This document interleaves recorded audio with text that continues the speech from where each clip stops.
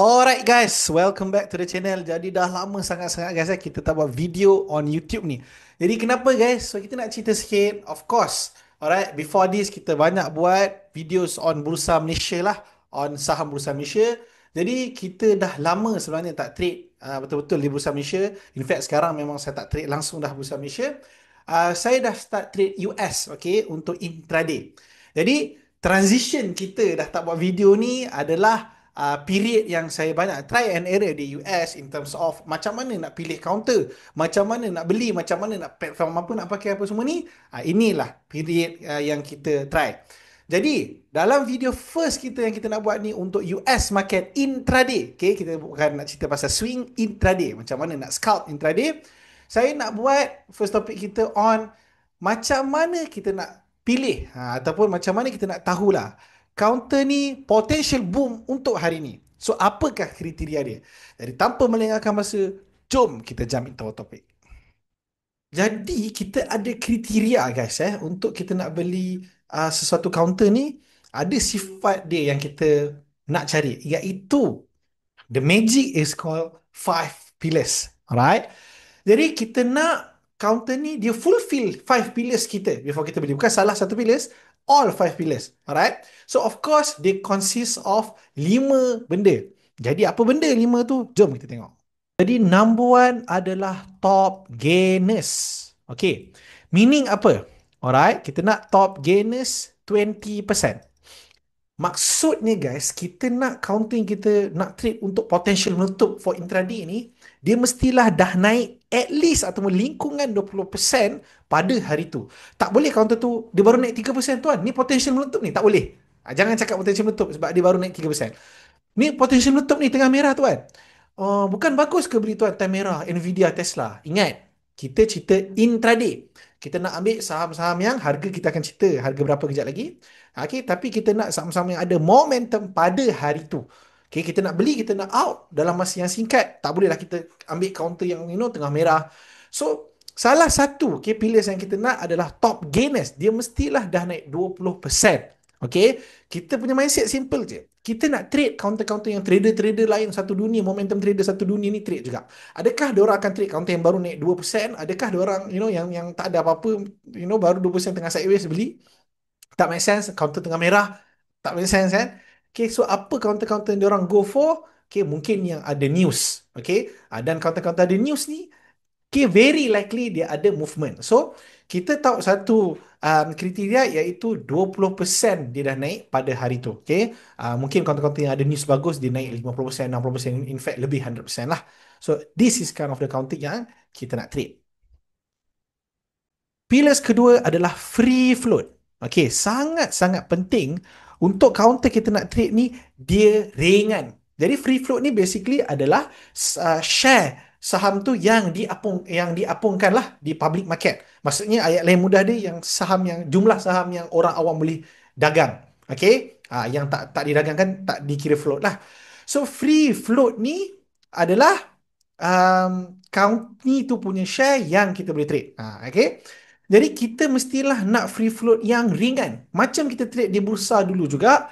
Okay, counter macam DNAX slow, sebab share berat. Jadi counter-counter yang Sapura, counter yang share dia mungkin banyak sangat. Walaupun ada news, walaupun ada apa semua, dia some sort of berat. Dia tak boleh naik 50%, 100% tu susah sangat-sangat lah. Okay? Untuk dia nak naik big movement. Sebab apa? Sebab share dia sangat-sangat banyak. Jadi sama juga kita nak buat intraday di US ni, kita nak in dan out cepat, kita mestilah nak counter yang boleh naik laju, boleh naik banyak. Macam mana? Company tu selalunya mestilah kena float yang ringan, float yang sikit ayat lain dia. Float ni dia adalah supply. Jadi kita tak nak beli company yang supply dia banyak. So satu nombor yang kita tahu adalah kita nak beli, kita nak trade counter yang free float bawah 10 juta. Okay, lebih-lebih sikit tu boleh 11 juta, Tapi kalau dah 25 juta, 20, 40 juta, 50 juta tu some sort of kita nak elak lah. Okay, kita tak nak beli sebab dia sangat-sangat berat. Even dia ada news ke apa ke, menyebabkan dia sangat susah dia nak naik 20%, 30% tu agak struggle. Okay. Pillars ketiga is volume. Okay, of course, tak boleh sekadar dia kat top gainers, dia free float bawah 10 juta boleh beli terus. No. Dia mesti kena ada demand. Okay, volume ni adalah demand. Kita nak satu nombor yang kita tahu, lingkungan at least dah ada volume dalam lingkungan 100,000.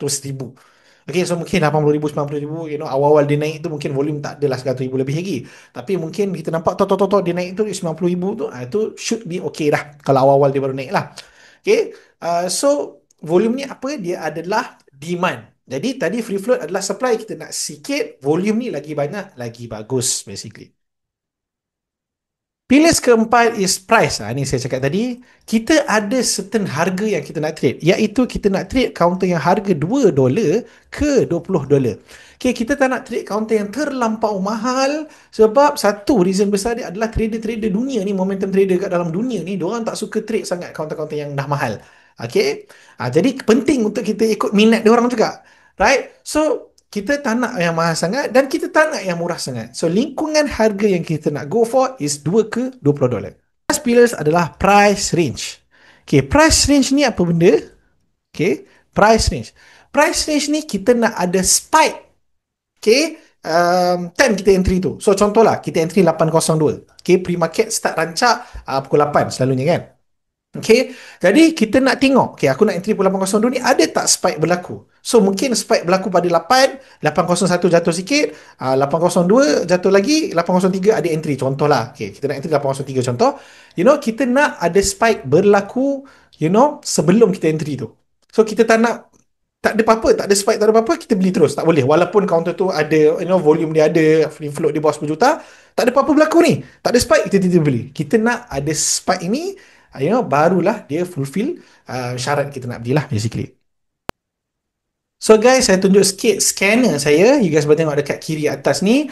Okay, you boleh nampak dekat sini, saya dah setkan pillars tu masuk dalam scanner kita. Iaitu free float, volume, top gainers, persen berapa dia dah naik. Jadi mudah kerja kita. Bila kita nampak ada counter naik, dia fulfill tak pillars kita. Kita boleh tengok sebelah-sebelah terus. And then kita just tinggal tekan. Okay, kita tengok ada tak setup. Okay. So, price range ada spike berlaku tak? Ada tak setup? Indikator dia cantik ke tak lah basically. Alright guys, itulah secara ringkas macam mana kita nak pilih counter untuk kita nak buat intraday scalping di US. Okay guys, kepada yang rasa nak lagi video-video macam ni, cuba you guys komen. Okay, you guys nak video apa lagi untuk kita buat. Yang belum subs, kasih subs guys, kasih like. I'll see you guys in the next video. Bye.